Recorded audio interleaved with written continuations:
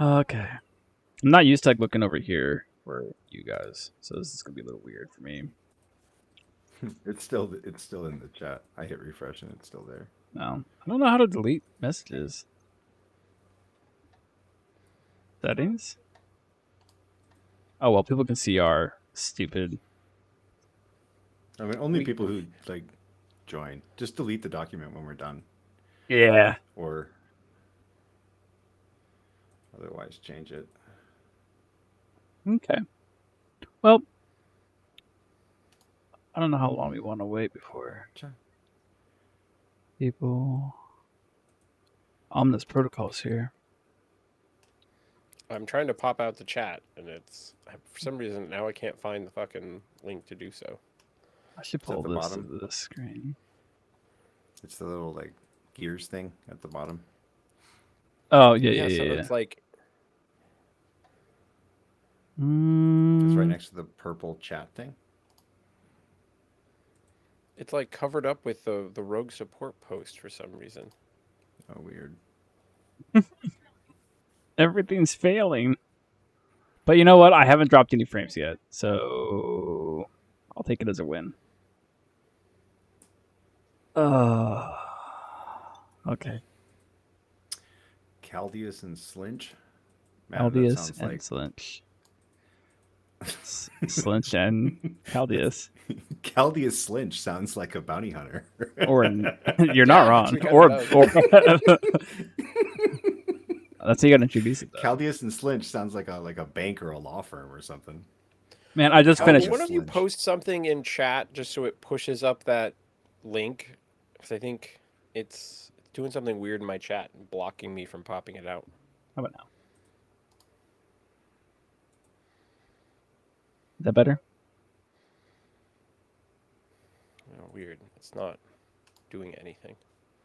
All right, that's fine. I'll just won't have chat up, or I'll put a load up on my phone. Okay. Well. Oh, there we go. I restarted it, and it's. Yeah, it was weird. It put the rogue support post at the bottom, covering up my send message and chat settings. Yeah. Okay. I'll be right back when we get started.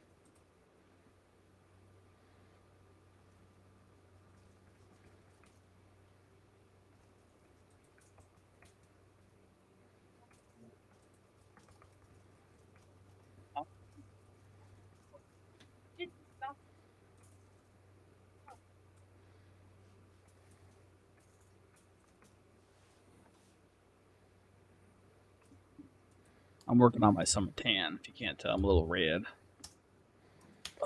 Okay. Nothing wrong with that. Nothing wrong with that. What's up, nerds? Oh, it's you again. I don't read who says. That's okay. It's okay. I have also. I like it when you respond to me, Diz. For what it's worth, I've actually refound some funness in MCP for me, so that's been fun. That's good. I assembled M'Baku today. Nice. That's cool. All right, let's go ahead. Ghost Rider was the first model I've painted that quickly since. He's already painted the original Wolverine. He's not like done, but like he's base coated and like table worthy. I haven't glued his helmet on yet. We're close. That's fair. I think you leave the helmet off. Saw people at the qualifier yesterday. It actually looked pretty cool with the helmet off.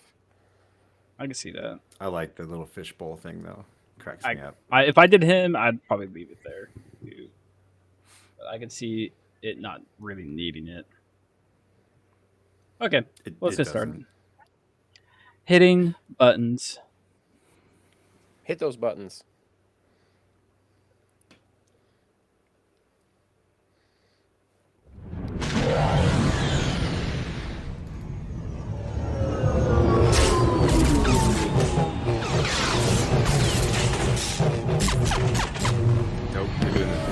Welcome, my young apprentice. Stretch out with your feelings. I can bring you an alarm. I was blundering. There it is. There it is. I had a good streak. Welcome, my young apprentice. Stretch out with your feelings. I can bring you in warm, or I can bring you in cold.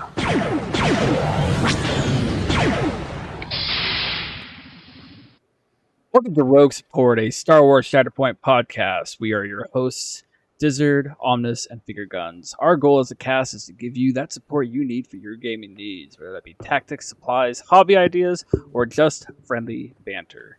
If you enjoy what you're listening to, be sure to leave a review and let us know how we are doing. As well, come join our Discord. The link will be in the description. Now open those blast doors and let's get on with the show. I want to say something real quick because I have been listening to some other podcasts, and I think this is like the second week in a row Zion's Finest has given us a shout out. So I figured it's behoove of us to give them a shout out in return. So if you are looking for more Shatterpoint content, go check out Zion's Finest. It's done with the only person I can truly remember their name is Sam Sweden because he's so sweet. But Sam, the other so guy, sweet. Sam's pretty sweet. Awesome guy. But yeah, check out Zion's Finest. They are great and helping out the community and all sorts of stuff.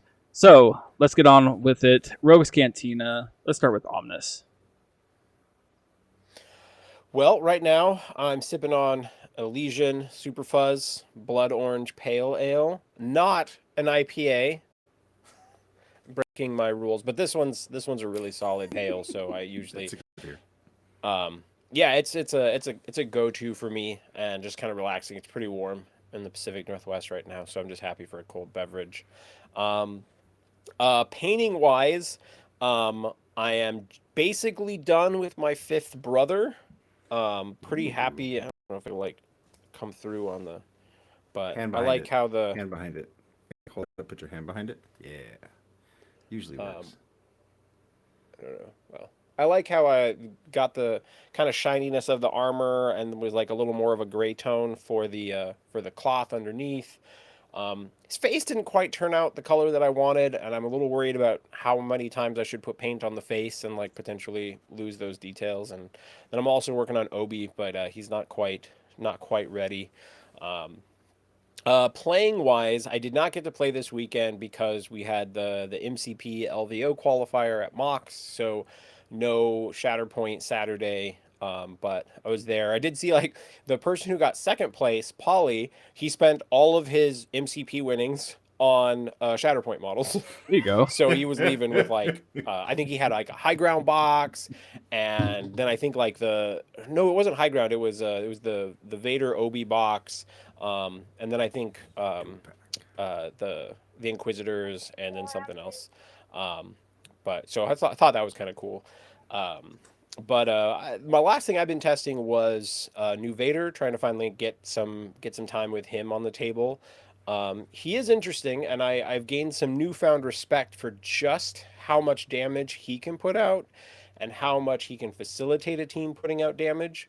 So if you're thinking about if you like Shatterpoint and you like Star Wars, but you want to play something a bit more aggressive, I do think that Vader is probably the character that might fit the bill as far as like making a team work for it. But I think it's going to be a little restricted.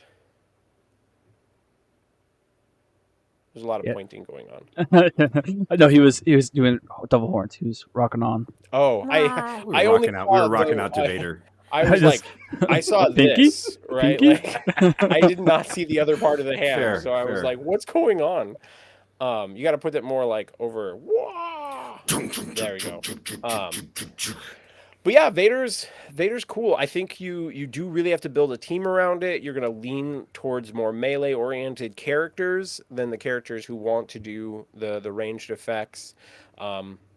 I did have some problems with Vader's mobility a couple of times, just because you were like, oh, well, he's got to get out of engagement, but then when he moves like one dash, he's still engaged by someone else for like where he wants to go, and so I found his speed a little bit difficult, and I was really kind of wishing that he had to jump. So I think kind of managing that with your overall list. But the bonus damage from his Vader's speed, and then the extra dice, and then like what he does to other people's math if you want to play something more aggressive, I feel like he's the way to go. So, I don't that's what I've been disagree. doing. I think Vader's awesome. He's fun. Sam, what you got? I don't think it's even aggressive. I think it just like evens everything out. Sure, you'll do more damage, but you'll also hit more pushes and things like that. I am drinking from Divine Barrel in Charlotte, Going Together. It's a Berliner Weiss, also blood orange, but blood orange, guava, pineapple. That So sounds fancy. We're continuing to have a summer of sweet drinks for our shows. Guava, over pineapple. As for what I've been playing, would anyone like to guess? Vader Obi? Obi. I have been playing Obi-Wan. Still playing Obi-Annie. Actually, I'm in the same camp. I didn't get a game this week because my Cosmic Ghost Rider screwed up my practice and podcasting schedule by coming out and needing to get hobbied up. And then, so that's where most of my hobby time went. And then put him on the table a couple times last week, too. So I did not prioritize my Shatterpoint play this week. I did other things instead. That's fine. I did guess. hear that my store is going to have the their event scheduled for next month, where we'll get the shiny promos. Nice. I need my Nice. mall promo. Sorry, I said it.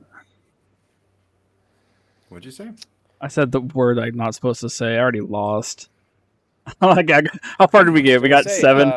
We got you're saying 7 that minutes in.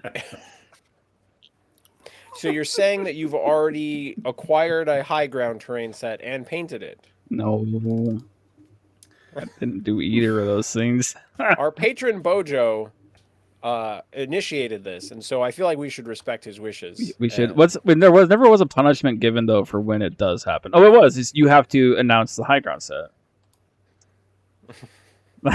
you should get the high ground set.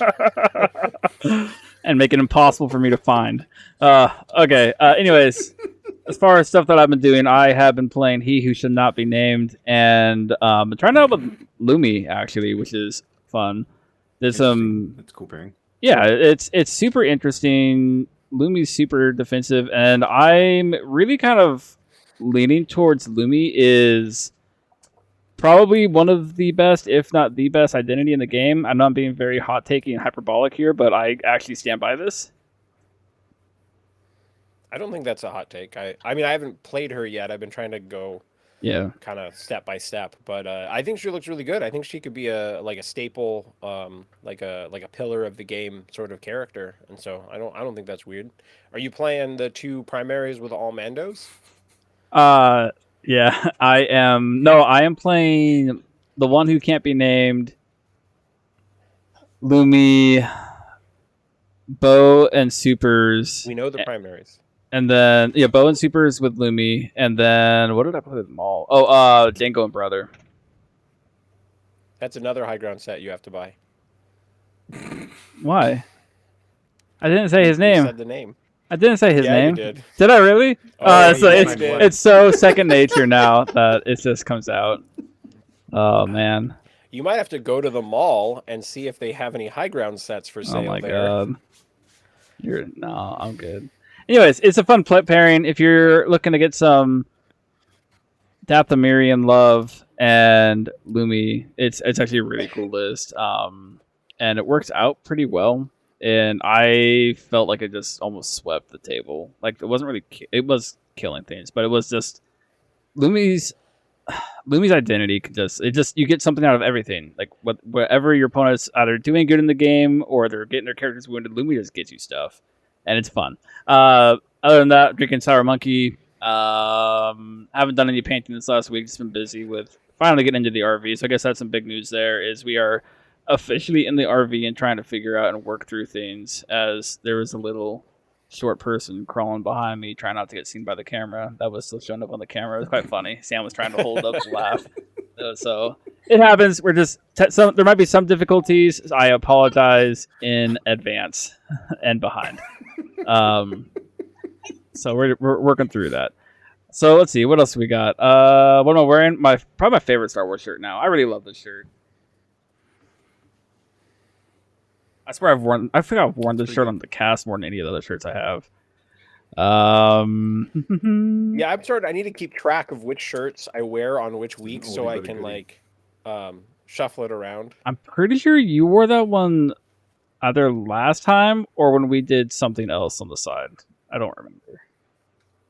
I feel like I've seen that shirt recently. Yeah, I was like, shit. Like, did I wear Which it one? on the last one, or was this the one that I wore when I was doing the cast with Jesse for Yeah. for not for Fury's Finest, for Hello There.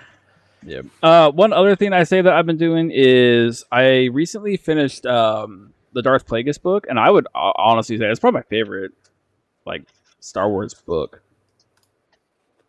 And if anybody's into the Star Wars books, I would highly recommend reading it. Does it start with the story? Like, are you Of familiar Darth with the- Plagueis the Wise. No, it starts. Okay, it's in the prologue, literally. But like when Sidious I got kills. the joke, Sammy. Wow. Anyways, moving on. Chamber of Judgment is done by Sam. What you got? Oh man, well, I mean, this is like basic stuff, but once per turn, once per trigger, right? So this is something that I've struggled with personally, where it's like every time I encounter a trigger, I want to do it, and if you've already used that ability, well, that's got a once per turn problem. So I don't know. How do you guys interpret the once per turn, once per trigger? Like, is that just like, hey, no big deal? Like, I can do that. It's also one of those things where it's like, well, there are times when you can do things more than once. I Like feel signature The ability. abilities Yeah. no, can signatures- trigger multiple yeah. times, Like Vader's can trigger but it's the on supports multiples. Yeah. but like the reactives, can only be done are once per turn. Correct. I mean, honestly, I struggle with it. That's why I brought it up. Okay. Okay, so actives are only once per turn, even if you you paid for it, and then it came up on the combat tree later. You can't do it again. Reactives are Yeah. once per turn, and you can only do one reactive per trigger. So if I have two reactive abilities that pop from a trigger, I can only pick one of them. And then the last thing would be is that's really just it. Like everything else is, as everything else is just like you get to do it. But pretty much everything, you just go with the rule of thumb of you can only do it once per turn. Other than identities, if there's a trigger for an identity, you get to do it. Well, I think it's good that these things are limited, right? Because we have a lot of really powerful reactives and stuff in the game. So I think as far as a mechanic goes, I think it's a good choice to not allow the reactives to go multiple times. I think it's perfectly reasonable that they can go once, but I think it's cool that like the signature abilities and such can go multiple times because it's meant to be a big part of the primary. And and in all honesty, it's not like we felt like primaries are overpowered or anything. In some cases, we're not even activating the primary again. So having one of their abilities have a big impact on the table, like say Vader or Luminara, right? Like feeling their effect constantly, I think is a good thing for the game overall. I think the other thing to think about too is like we talk about Vader's. Because this is like one of the biggest examples. This is the easiest to like trigger twice. Just activate a support, and that support's going to be able to do it twice. Yeah. You're still taking 4 damage on that support unit. I did it in a game where it was their last activation. They already had 2 wounds, and it was very much like they're going to go out this round. I'm just going to take all the damage on them and not care and do what I can with them. And it was beautiful. Like it was wonderful. I do like what Vader does to clones. Vader's is nasty. But I think that covers it. Like I don't know if we really need too much in depth with it. It's very much That was. Yeah. It's a I good mean, thing so, to like- keep track of, right, as a Yes. player. yeah. And I think that it affects you in like just building your squads as Mhm. well, right? Because like if you're gonna stock yourself up with a bunch of triggers that are gonna have the same event, like even just like playing with 2 different sets of support clones, you're right there, right? You've probably got 2 different coordinated fire abilities that you're putting on the table, and only one of those things gets to happen when you pull the trigger. Good shout out. All right. Speaking of shout outs, Patreon. Sam, do you want to go ahead and do our Patreon Ooh, shout what outs? Oh man, Yes. What a transition. Well, we'd like to thank two new patrons this week. We've got Caldeus and Slinch, which I think sounds like an awesome bounty hunter's name if you just put them together. So you guys will forever be Caldeus Slinch to me. And thanks for being here. I really appreciate you, coming on board as producers to the show. Thank you. And if you ever got anything you want to shout at us, please don't hesitate. I think you guys should let us know what sort of scoundrel you are. What is Caldeus Slinch? Is it a bounty hunter? Is it a smuggler? Okay, but like you two should work I think- together and let us know. what More of if a they. what if one of them wants to be like bounty hunter and one wants to be a smuggler? Is it just like they get to like decide their fate by actions together? Maybe it's a bounty hunter smuggler that has a multiple personality disorder Ooh. and does both. Wow. I feel like we just wrote a whole story. I feel like we're writing a whole story. The fan fiction has begun. We're a fan fiction podcast. I don't know if you were aware, but that's our shtick. I didn't know this. I'm for it. Well, Sam and I weren't sure when to fill you in on. We'll invite you to the channel that is the fan fiction channel in the Discord now. Is that why I'm in the stars now? Is that a fan fiction? Launched me to space with man. All right. If you were gonna write fan fiction, who would you write it about, Dizzard?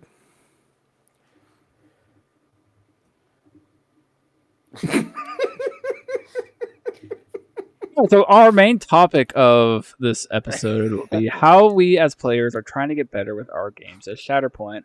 To be fair, I do think that this will be more of a free-form conversation, just talking about what we're actively doing, stuff that you should consider in your games, how you could get better with your games at Shatterpoint, and we'll cycle throughout us all. And because I like to make Omnis go first, Omnis can go first. Sure. The main one that has been on my mind is I am terrible about switching my stance for my primaries.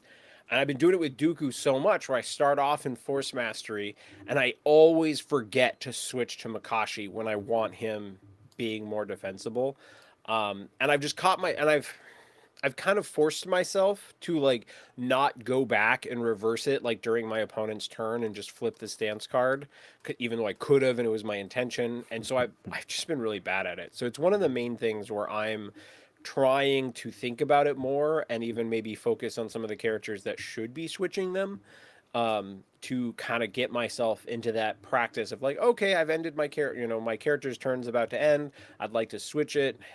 Is that something that you guys struggle with at all, or do you have kind of a tip for just kind of keeping that in the back of your mind as you're ending your primary's activation? I guess I'll So go. playing Anakin and Obi-Wan. Go ahead, Tim. Playing Anakin and Obi-Wan, I would say that for me, I always try and start in the stance that I don't think is very good. And then by the end of their first activation, they're usually in the stance that I think is good, and they stay there for the rest of the game. So this is maybe a slight gap in my Shatterpoint knowledge because of how focused on them I've been. I really don't change forms with them very often. I feel like it's an Anakin and Obi thing though, because it's like unless you're playing Obi with Vader, you're probably not doing the whatever side it is. I'm blanking on it. And then Anakin's why would you leave murder side? Like, Yeah, I've left the murder side like twice with Anakin. So and it's not ended well. It's been like all I need is like one push, and then I can't push a crit through, and so I can't even get the push. And it's like, all right, well that was neat. I just feel it's a casualty of the characters that you're playing, and it's like these ones just don't flip. Overall, though, I think it's very much one of those things where you're going to be rewarded with repetitions. Just like locking in, this is the primaries that I want to play, and locking that in. Then I don't think anybody will be good at flipping stances and knowing when is the right stance unless you actually stick with certain primaries. Right, because I don't feel a lot of need with Asajj to switch stances, right? Yeah. Her Jarkai is top notch, and I'm happy to be in Jarkai all the time. But then it's the other characters, because I think that might be one thing that is kind of And I mean, maybe it's us as still new to the game, but I have some instincts that the core set has like a lot of a weaker stance, Mm-hmm. right? Like it kind of feels like across the board, each of them kind of has a stance that they prefer. And then as we started getting into some of the additional releases, then it became a little less obvious. And I don't know if that's good or bad. Maybe it's nice to be like, okay, you're just mostly going to be in this stance, and there's like a few niche situations where you might find a reason for the other one. But it also meant that like in my initial games, I don't feel like I got that as part of my Shatterpoint rhythm or habits is to be thinking about it that much. So anyway, that's just a thing that I would like to improve personally that I think will help me in the long run. Nice. Sam, what you got? What's your first one? My first one, well, I think that, so really early on, we talked about how we weren't sure, like, when was the right time to wound an opposing character. That there were some Yep. times where it's like, just like dropping a wound on somebody maybe wasn't the best play. And so what I'm finding is that I think that this is a kind of an evergreen learning point, at least for me as a player, where I keep coming back to that. I think I get it all figured out. And I'm like, okay, maybe I do want to wound them here, and then I drop the wound on somebody, and it's like, oh, you know what, I maybe I didn't still. So I think that there's still a lot of times where you want to pay attention to when you're wounding your opponent's characters, and sometimes there's just better things to do and be with that character than to leave somebody that. So I guess the most recent one for me has been dealing with when the game moves away from a wounded site, but that site stays active, right? So Yeah. if you basically like you reclaim this point, but then the gameplay moves away from it, now you've got a character that you literally cannot interact with, or more or less can't interact with on your opponents. And then as the game progresses, that point becomes active again. The play is all shifted to over here. Most of the fighting is on a different part of the table, and I'm looking over at the character that I decided to wound and walk away from, and it's like, well, maybe that wasn't a good idea. I certainly didn't want to leave a babysitter on an inactive point on a wounded character, but struggles change. Well, that and arguably, like, That's one for me. I feel like it feels bad when you're chasing wounds too. Like, it's much easier to chase, like, I just want to get a shove, or I just want to control this Oh, yeah. point, versus I need to wound this person. Like, it feels so much better just needing a shove. Well, it's not even so much chasing it. Yeah. For sure. Like, you're not always even like chasing the wound. They just happen, right? Like, damage builds up. You get enough pushes on somebody and they're probably going to go down. Or you're playing Vader and every attack seems to wound people. And you're like, why is that? I guess that's those 3 extra dice just mean that stuff dies. I was just trying to Consistency. stabilize. I just wanted to get, guarantee the push. That's all I wanted, but I just want to guarantee the push. But you're playing Savage, like. If I roll 11 dice, I should get a crit, right? Yeah. My first one to be mobility control is king and damage is okay. This kind of ties into what Sam's talking about too, and it's more of me focusing on that, and like I do strongly think that mobility and control is king. Like this whole he who shall not be named and Lumi list is all about mobility and control. It's very not so much let me punch you in the face with the hardest things. It's let me pull things support and the self-censorship. Yeah, it's like, let's just make... So, for the listeners, because I can say it, he's playing Maul and Luminara. Yeah. And, has a, a solid, support... basically, you kind of have 2 support primaries in a lot of ways. That they just kind of, like, support the whole roster functioning and being more efficient. And then you get to run, like, just really powerful secondaries and really powerful support units. It's a solid team. I would totally play that. And playing it really has me like in a mindset of I imagine just focusing on mobility and control and not I need to get 3 damage, I need to get 5 damage. If it's go for those pushes, go for those, and like just try playing your games like that. And I feel since doing that I've seen way more 2-0 games than the 2-1 games.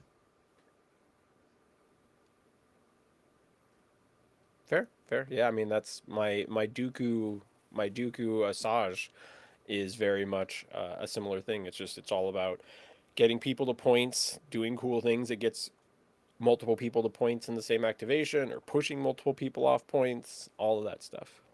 Yeah. All And right. maybe you I have to wound a accidentally little wound more someone. often than that. You wound people. It just happens. The worst part is like when I'm playing with this mindset. When I'm playing with this mindset, I swear I wound more people than not. I need 11 damage. I just need to shove you twice. I need 3 results. Full house. Okay. Well, that person's gone. Ask for little, get a lot. That's how it works. That's how you play the house. All right, Omnis, what's your second point here? So one of the things that I'm also working on is, especially in that early first struggle, and you're making some of your first activations, or you're shifting over to a point that no one's at, where do you stand? And there are some subtle things that I'm noticing, like, you know, that slim piece of terrain that's only maybe about like 2 inches wide, that, you know, often has like the extended pieces on, um, you can kind of perfectly fit 2 40mm bases on it, but you could really easily block people from that. So if you think about, there's a ladder on one side of it, you may want to move your base just far enough onto that piece of terrain where they don't have the ability to fit someone kind of on either side of it coming up the ladder, because you got to place within that 1 inch. So finding some of those really subtle placement choices is something I'm trying to think about more, trying to work into my game, because I've definitely had turns where I'm like, I'm going to move up and have cover, and that's going to be my choice. But then what happens is I get engaged by one guy, lose my hunker token, so I don't have cover anyway, and then the other one shoots me and pushes me off of the point. I'm like, I would have been better to just go all the way forward and be on the other side of that piece of terrain and use that to stop the push. And it's those sort of things that I also want to improve in my gameplay, and like figure out, you know, some of that more subtle placement. And it's obviously going to change depending on what your opponent's bringing, but that's the kind of stuff I want to not feel like I'm just picking a spot, right, that doesn't have any thought into it. It's like, oh, I will be here, right? And there was that really good article, was it like Bombad Tactics? Yeah. I believe, that was showing basically about how far away from the objectives you would have to be to not get pushed off of it. And I thought that was a really interesting and really solid article as well. And so that also kind of works into this same concept. Like, yeah, that range 2 bubble is big. It really It's is. surprisingly large Yeah, bubble for scoring, for not scoring, for terrain. I played like 4 games of Shatterpoint and then like 1 game of MCP, and I was like, this seems so small. Like the range 1, I'm just like, oh my god, like how do you even do this? Like, all right, Closer. Sam. No, I closer. I think it's I lost it. Sam, what you're up next? I had something I wanted to say, but I lost it. Continuing to harp on fundamentals, because that's really what I'm trying to get all figured out and locked down still. Force management is a really big one. And again, this is partially because of what I'm playing, right? I don't have Darth Vader to just like spam for an alternate resource, extra dice around the table. So if I'm playing Obi and Annie, I have to manage my force, because I've got big ol' Annie who wants all of it. And if Obi-Wan winds up with an early activation, he can very quickly eat through your force, because you really do. I tend to want to so uncivilized as often as he gets shot at, because it just makes me feel better about everything. 3 damage is a lot to drop into and a you model get to say for so uncivilized to your opponent. Feels great. And it's fantastic. You're not allowed to say it unless you use it. So right, because it would be confusing.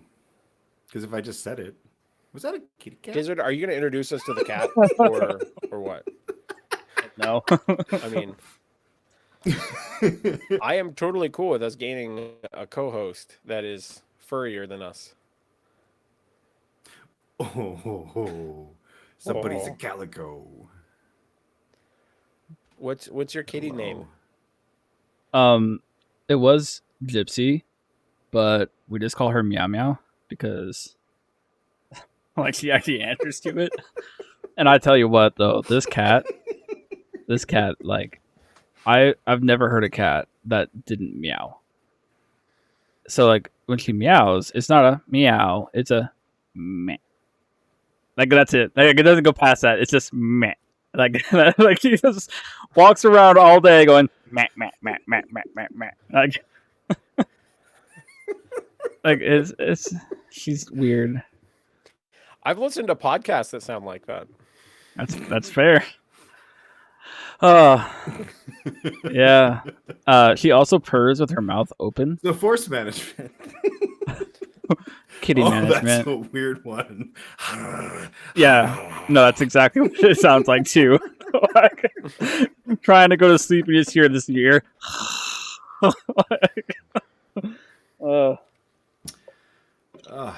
All right. Force Okay, management. when I try to go to sleep, I just hear, and this is Rogue Support. Quality content. It's more fun if you're here, I swear. Oh man. All right. So force management, yeah, it's a thing. I mean, every squad's different, and this is something where you just mentioned on the last point that I had that more reps are helpful for getting yourself to a point where you're more comfortable with stuff. So it's like force management is on a squad and strike team by squad and strike team basis. Like absolutely, every single one of those pairings is going to need different forces, and it's different for every player too. So I mean, I know what I like to do and how I like to spend force, and trying to learn or unlearn habits, good and bad. I am, but force management. I kind of want to add this to mine now, and that's knowing when to reserve and not reserve. Like I think that's like something that's a really big growing pain, because I feel there's been games that I played where I reserved and I was like, I got completely screwed over by reserving. Like I was just like, oh god. Or there's games where I didn't reserve and I was like, I definitely should have reserved this character because I got absolutely nothing. It's like being able to like evaluate the board state and like what am I actually getting out of this activation, and being able to do it quickly. Like that's something I think is everybody needs to focus on. Do you think? Well, one of the things I think people miss is now you've reserved a character. They're sitting in your reserve. When it's not always obvious. Not every character has a really obvious point as to when you want to activate them. And sometimes you just have to kind of pick that moment that gets the ball rolling so that you're not trapped into that character at the wrong time. And yeah, it's not subtle choices, but you also like can't spend forever on these decisions, right? You have to go a little on instinct. Do you think that Lumi and playing Lumi is making you more aware of that? Do you think that it's making you better at it, or do you think it's more important to like have that skill when you're playing Lumi? I think Lumi makes it easy because I'm just like, I don't need this character right now at this exact moment. Reserve, cool. The rest of my order deck is now just solved. Like I know what I'm gonna get next, and I can pull this ace out of the sleeve at any time I need to. Right. Yeah, there'll be certainly a lot of moments like as I've had like, okay, especially in struggle 2 and struggle 3, right? Where you're like, okay, this is where the double is at. You have one of those situations where I've got one that I'm kind of controlling, you got one, then we kind of have one that we're fighting over, and it's going back and forth. And then you find out where the double is, and it's on one that your opponent's got, and then you see the character, and you're like, well, this character has this kind of like weird play that I could go for, and there's maybe like 20% that I could take that point. But if I could get that character or that character, that would be a much better odds. But if I get character C or D, they have zero chance. They're way too far away. They would literally be able to do nothing this round. Mm-hmm. And with Lumi, you're just like, well, why don't I just look and see if that's what I want? It's also very much like you said, like I have an option, I have a viable play, but Lumi lets you see, do you have a secondary play that's maybe better? And that's the glory of it, and I think that's why part of her leadership, her identity is so strong. Then the game gets played, people die, get wounded. Now you getting cool stuff on top of it, like here, heal 3. Her identity is so good. My point here would be that I there's a gremlin grabbing something. Man, I am out of it today. It's been a long day. Okay. Meh. Meh. Wild meh. Wild on this. All right. Wild meh. Meh, meh, meh. That's what she does. It drives me nuts. Oh man. Evaluating your routes and your paths to victory, and realizing your opponent's paths to victory, and like that also ties really much into this whole reserving mechanic and everything like that. Is understanding what your opponent needs to score out the fastest they can on the struggle, and realizing your fastest route, but also maintaining your adaptability. Because isn't that really kind of the whole idea behind the order deck? Is being able to be adaptable and make every activation count for something. Mm-hmm. And I do think that is the case, and I just feel like I hear a lot of talk about like RNG this, RNG that, and I've paid my final point here. I've paid more attention on the fact that like tracing back. Sam and I have talked about this countless times for MCP. Trace back where it went wrong. And yes, RNG might have bit you, but what really bit you is that choice you made last cycle. Like it could what be really that far. bit you as you were playing X-Force. I'm talking about Shatterpoint here. But yes. If I was playing X-Force in Shatterpoint, I really messed up. But Oh, yeah. man, yeah, you're not winning. But I do think that like when you look at the RNG and like the RNG bit me. Well, why did the RNG bite you? Well, I wasn't properly set up to have either of these flips or either of this struggle 2 be favorable to me. Well, then you made a poor choice by not You setting had up me at for you struggle 2. failed. But I just think it's something that needs to be realized is like going back and tracing back where your mess up was that made RNG truly bite you. And that number one, it makes the games out- feel better. You control where your characters go, You do. and so if they're all out of position, you probably fucked up somewhere there. You probably did. And that means you weren't ready for struggle 2 when it happened, which means you probably weren't paying attention to the scoreboard and knowing your opponent could score out that round. Like it's a snowball. And it's as simple as you reserved the wrong person at the wrong time, or you chose not to reserve, or you spent one too many force to do a cool thing that didn't really pay out, and now you can't reserve somebody, and now you're stuck with Obi with no force, and he can't do anything. That was a rough game. Or you reserve, and then you get the character you want, but realize because you reserved, you no longer have the force to do the thing anyway. That's rough. That's real rough. Overall, I just think it's behoove of us as players of the Shatterpoint game to trace back where our mistake was. And I've been doing this more and more, tracing it back, finding it out, and it makes the RNG feel less and less in this game. Like I remember I was talking to Sam maybe 3 weeks ago, where it's like, man, these struggles, bite, like keep getting screwed by the struggle, keep getting screwed by dice. This, and now it's very much just like, okay, that's my fault. I should not have done this. Like when this happened, it just makes it feel better, and it makes you feel better about the RNG elements of the game.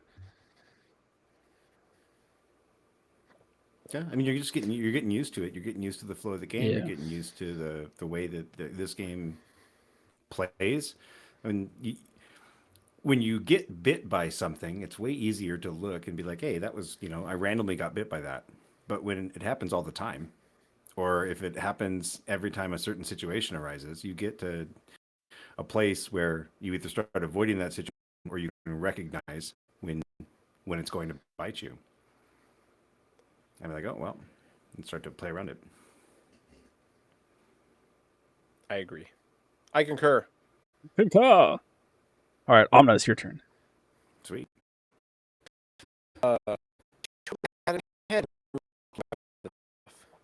Will someone say something for like a minute, and I will remember what my next one was? Sam.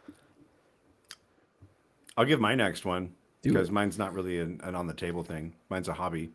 I am deathly afraid of painting OSL, and I want to push myself into that territory. I got too many lightsabers on the table to not have them giving off any light whatsoever. So I'm gonna try and push myself to have some sweet OSL. This is why I'm afraid of doing OSL. That's pretty cool. Are you? That's pretty good. Yeah, that's very tasteful. It used to be way worse. Do you have like any specific plan? Are you gonna like watch some YouTube videos? Like, do you have someone you're gonna ask questions of? Like, how do you plan on executing that?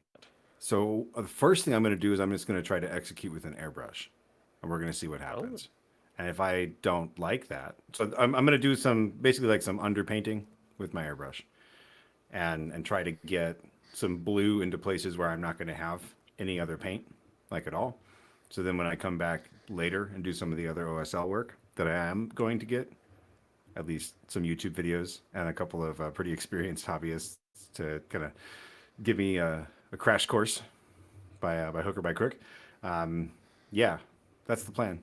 So I'm hoping. I have a plan, Sam. Yeah. Nova, What's your plan? we're gonna corral Devin at a midnight paint session again. On Saturday night, and Yeah. just be like, hey, we have to play in this event tomorrow. Can You want to give us some OSL tips? can you help us OSL all of Finger Guns models? It was great. Last Nova, he literally pulled us like we went up to the classroom for like I don't know what 3 hours. Like good times. Did you remember what your point was on this? Yes. And honestly, this is one I think I've kind of mentioned in passing already, but one of my big focuses right now is figuring out what all I can do with this terrain and what things are a little bit wonky and don't quite work and what things are really cool and interesting and mentally challenging. So every time I set up a table, I'm trying to find something new to do with the terrain. And like one example, I did a demo game and I did everything really diagonal. And I was like, well, why don't I just stick this building here? And I was surprised how interesting this random building was that didn't have an objective on it, but it was kind of by an objective. And I ended up using the building just to get out of engagement so that I could kind of like, if you imagine like the building is here and I'm just kind of like trying to use the building so that I don't have to move very far, get out of engagement, and try to shoot Django off of this other point.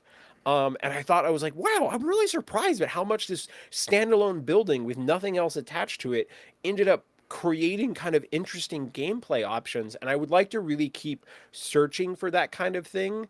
Because obviously I TO a lot of stuff from the prior games that I played, and I fully imagine that I will TO some Shatterpoint stuff. And I would like to be able to set up 8 tables in the relatively near future and feel like I can make kind of 8 different puzzles to solve. That each kind of have their own little, ins and outs of it. And I would really like to get to the point that I feel comfortable with that. And so that's one of my big pushing myself as well. That's good. I That's think- awesome. It's good for the community. That's great for you as a player. Yeah. It also helps me, right? Like, because I'm prepared for more situations on the table. I'm like, oh man, I've played with a setup now with like this, and so I may be less surprised than if I were just setting up the table roughly the same way every time. And you might just see things too. Like it's not even like oh, I'm not surprised by this. It's like, oh, I know what I can do with that, because that's like, setups that I've built. Yeah, Well, I like think one thing I'm noticing is because my ladders are attached to my buildings, I'm not placing everything and then putting ladders in optimal positions. It really is kind of pulling my mind into the first part of the game is I need to look and see where all the ladders ended up, because I didn't place the ladders intentionally. They're just connected to the buildings, and I was positioning the buildings in interesting ways. So then I'm all of a sudden like, okay, where is everyone's access points, right? And it's really been a thing where like, oh, there was an access point I didn't notice that my opponent had because it was kind of blocked visually for me, and there was an access point on my side that they didn't realize I had. Just because of where it was in true line of sight. And it's really pulled in at where I think if you're setting up everything yourself, you know where you put all those ladders. But if you walked over to a table at a tournament, you don't know where all those ladders are. And it's drawing my mind into both players going, here's all the ladders. Like maybe there's this step where we just go, okay, let's call out all the ladders on our side of the board and just go right here, there's a ladder, just so everybody knows where all the ingress points are. And even if you don't remember, at least you prevent that situation where you're like, oh shit, you had an ingress point right there? That would have changed my whole plan, Yeah. So. I think understand the terrain's Terrain. huge in this game. Yeah. from the rules to setting up tables, because we see it quite a few times now by now, where it's like, what's the best way to set up tables? And it's really just figure out what's not a good way to set up a table at this point, And then don't do that. and then don't do that. You don't like not being able to put B1s on top of a tower, then don't put it where an objective is going to be. Like, it just comes with learning how terrain's going to be. I think, I do think terrain's super interesting in this game, and I do think it's like what you're doing is like something that a lot of people should do, mostly because you got to have that terrain person for the store, because if otherwise you're just gonna have very like same tables, and that's not fun. I very much am a person that tables are part of the puzzle, like you said, it's part of the fun. And I did. I also got one of my mats back from Lexa, and I switched out, left something that was a little bit more MCP. But there's this kind of dark base map that that I had that I was using for some Hydra base stuff, and because I knew that one was completely unmarked, so it didn't have any of the zones marked from MCP, that it would be a good one if I wanted to do something that was kind of Imperial base-ish. So I got that map back. So I might be starting to work on my second set of terrain. So I might paint another couple high ground sets. And Dizzard hasn't even painted one. And so I just thought I would remind everyone that if Dizzard cared more about his Shatterpoint community, he would work on a table. You heard him, Dizzard. You got to move the whole RV down to tag and just pick up a high ground set. There's no freaking. I'm surprised he doesn't have like a table that like folds out of the side of the RV that's just like comes down and there's just like a Shatterpoint setup. Dude, could you imagine if I just like put like hidden tables around the whole entire outside? We call it the tailgater. That would be great. The tailgater event. You just show up. You're a mobile Shatterpoint tournament wherever you go, dude. Oh, that'd be pretty dope. Dude, that would be so cool. I think you just have your own mobile Shatterpoint tournament. You just drive around the country doing Shatterpoint tournament. That would be so fucking cool. I think I'm out of what I'm really focusing on. So, Sam, do you have any more? Well, you know, it's not really a thing that I'm working on so much as it's an item that I'm finding to be really interesting as the game, kind of develops and finds its footing, where I'm seeing like basically like 3 different kind of themes to each group, if you will, right? It's like the Separatists, you have a lot of force refresh abilities pretty much across the board. Yeah.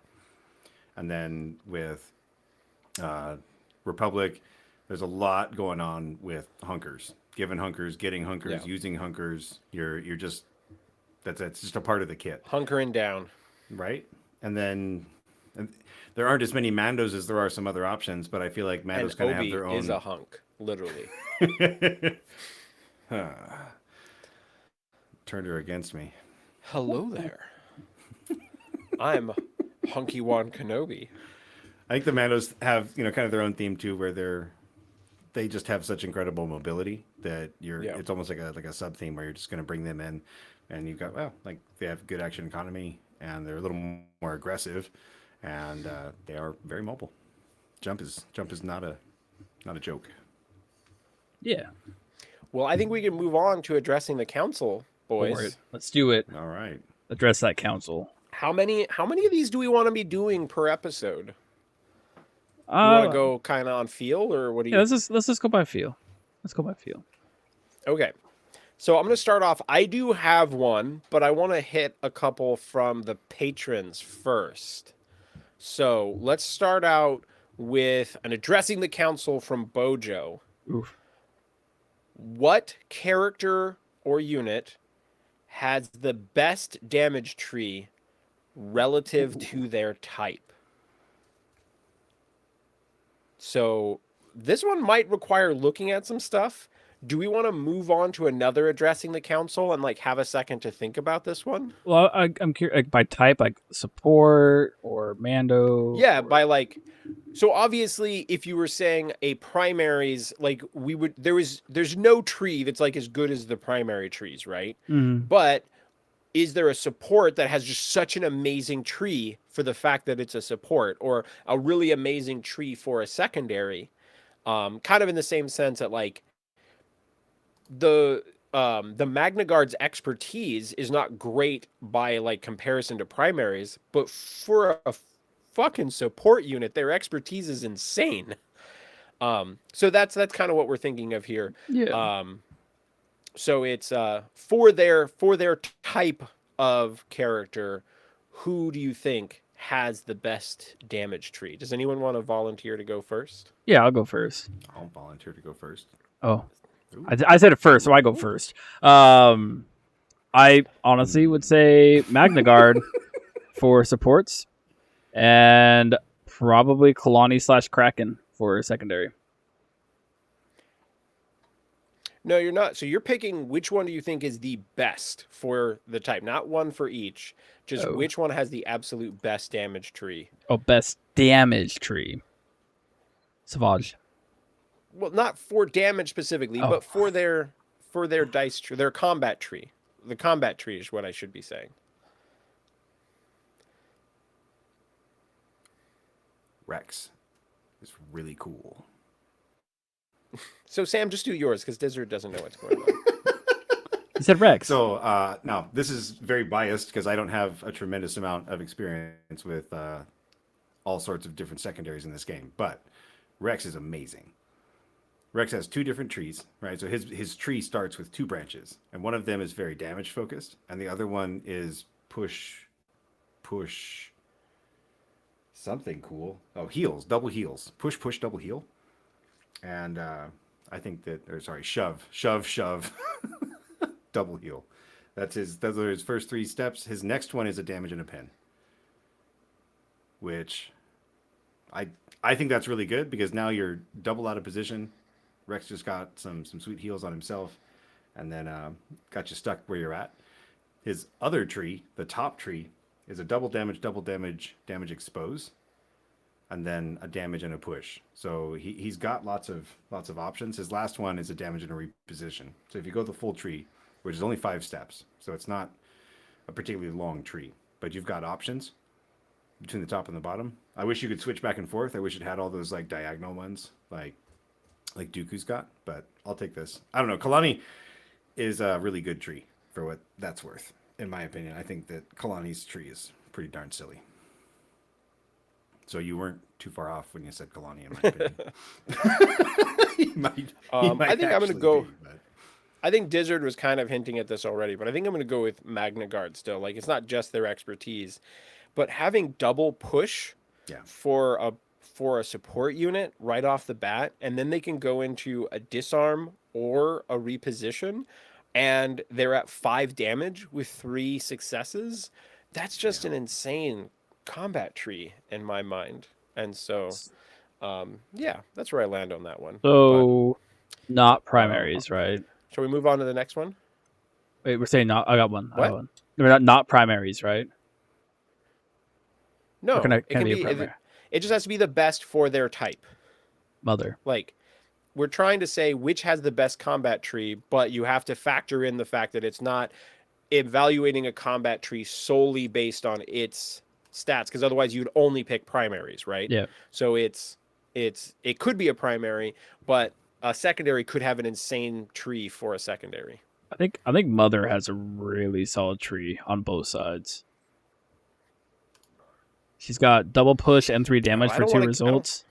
That's fair. Okay, we'll go into her. Okay. Unreleased stuff. I'm sorry. I was just looking at everything on Point Break. And I just jumped to her. I'm gonna stick with Kalani. Okay, I'm it's gonna okay. stick with Kalani. Yeah, I think Kalani's got a Lonnie's solid got tree. a really solid tree. All right. What's next? Okay. Addressing the council from Spencer. Are primaries, secondaries, or support units the most impactful on the tabletop? And I think this is an interesting one because obviously it varies a little bit. Like, depending on what you play, it could shift. My instinct is to say secondary. Mind you, I play Bo and Django a lot, and they're insane. And so I feel like they're just always doing really, really crazy important stuff. What do you guys think? What's the most impactful unit type? I Anyone? would say secondary, because a lot of times secondary dictates your supports. A lot of times, not all the time, just a lot of times. So not only are they dictating your roster building, but they also just are typically a big presence on the board, and helping people move. So I'd have to say secondaries. Okay. Sam? Play clones, so it's got to be secondaries for me, right? Oh, so we're all on the secondary tree. All right. I was yeah. not expecting that. I mean, we touched on this kind of on the last show. Like we did like a segment on this kind of, and my statement then was supports, and I do still kind of stand by that because it's two bodies. You're getting basically like two kind of discounted activations, two minis activating instead of just one like you're getting for most other activations in the game, and I think that that's not to be underrated. But the repositioning, putting primaries where you need them to be, like that's really like what your secondaries are pulling off more often than not. And Mobility I'm, is king. Again, a little bit biased because of Obi-Wan's knowledge and defense, letting me scoot and boot scoot around the board like all over the place is a really good feeling. And so I feel like that makes my secondaries that are adding even more movement like feel less valuable. And I'm thinking that maybe even like my crummy little clones are actually like still pushing a lot of what the roster does, what the strike teams are doing. All right. Well, let's do one more for this episode. And this one is from Amon, both guest host and patron and super bro. If you were a Sith apprentice and got the chance to have a 1 hour conversation with a legendary Sith Lord, who would it be and what would you talk about? No repeat answers. I feel like Sam should have the privilege of going first, as Dizzard and I are more Sithly that, we don't want to give the Jedi too hard of a time with this question. I could have sworn we answered this on our own, so we wouldn't have the same answer. I'm trying to find it. I don't remember what I said. Yeah, I think you responded immediately, but we let Sam go first. Yeah. I could probably have like 7 Sith Lords. You jumped out and you were like Palpatine in the chat. You were like, That's I'm true. going Sidious. So fuck all of you guys. No, I think that I would want to just have a chat with Anakin to try and get him back on the light side. He would be my choice. We'd just hang out with Vader. That's not the point. Get him to. The point is Okay, power and trying to better yourself. Clouds your thinking. God, we should not have let him go first. That was awful. That was Come on. terrible. We're sorry if that was a disappointment. That was. That was. Man. I don't feel it. Dizzard, can you save us after that Jedi Well, nonsense? I was trying to find what I had said before, but I'm just gonna go off the cuff here. Probably Plagueis, to be honest, especially after reading that book. That was like, the intention, is to go off the I cuff. know, but I liked having it prepped. But probably Plagueis, to be honest. Just super wise. Plagueis the wise, right? I mean, like, let's think about it. Plagueis is the whole reason why Sidious is even a thing. So if anybody says Sidious is a badass and like super smart and all that, it's Plagueis manufactured it all, and Sidious would not be a thing without Plagueis. Is Sidious even like his own person? I mean, I've always kind of like What? I have never gotten into the lore of all of that on my own, but like Yeah, Sidious is Isn't his he, own like- person. He's a Naboo person. He's from Naboo. okay, The Sidious from like sequel was like him cloning himself, essentially, kind of. That's the easiest way to put it. Like, easiest way to put it. Yes, he's clones. Let's just go with that. But basically, TLDR, Plagueis found Sidious, trained him. Sidious killed Plagueis. And Sidious is like basically working all the strings in the background. And the whole plan was going to be Right, but- Sidious was going to get Supreme Chancellor and name Plagueis his right-hand man, but then he killed Plagueis. But if Plagueis had set everything in motion that like the Emperor was trying to set in motion in the Last Jedi or whatever, Basically, yeah. Rise of Skywalker, whatever it's called. Like if he struck down Plagueis, wouldn't Plagueis like basically have possessed him? And so so you're talking about like the whole the essence transfer, Dark Force stuff. Sure. So essence transfer basically was lost millions and millions, not millions, but like basically years and years ago. It's ancient Sith techniques that nobody knows how to do anymore. Essentially,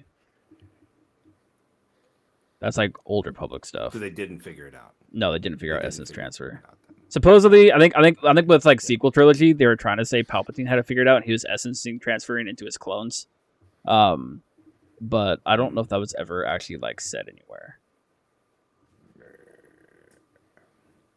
Sorry, All right. Well, my answer. There was a part of me that wanted to go with some of the stuff that's probably not canon anymore.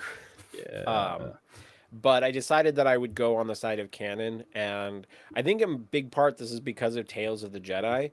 But I would really like to have a conversation with Dooku, because I think his transition to the dark side of like realizing how the Jedi are failing, but then also being manipulated by Sidious, and then realizing it right before he dies that he was been intended to be replaced for a long time, I think would just make for a really interesting conversation about like how would he do things differently, factoring in all of this stuff, because he's clearly been one who's recognized the problems in a lot of different things. So I just think Dooku would be a really thoughtful Sith Lord, where like if you could have a chat with him, he would have really extensive thoughts about everything that happened. Yeah.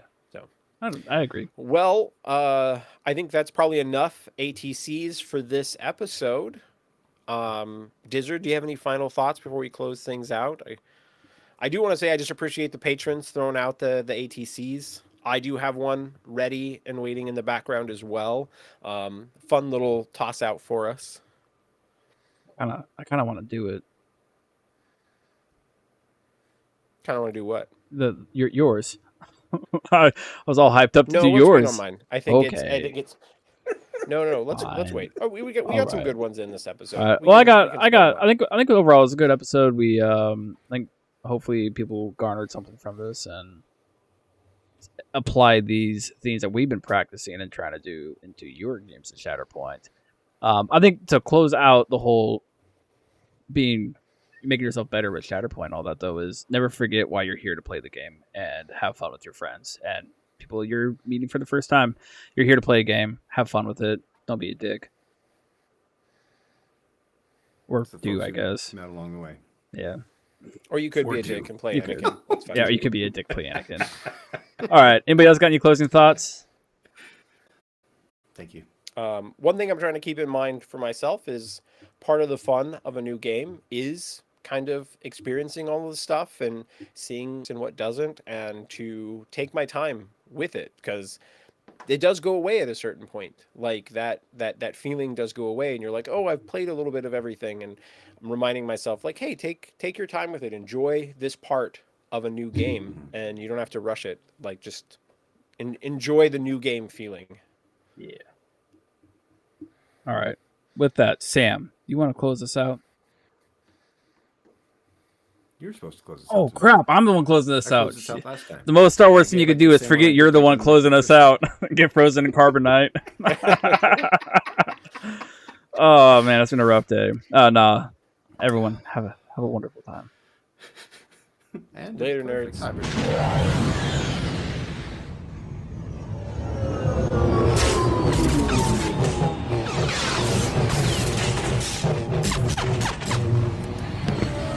Welcome, my young apprentice. Stretch out with your feelings.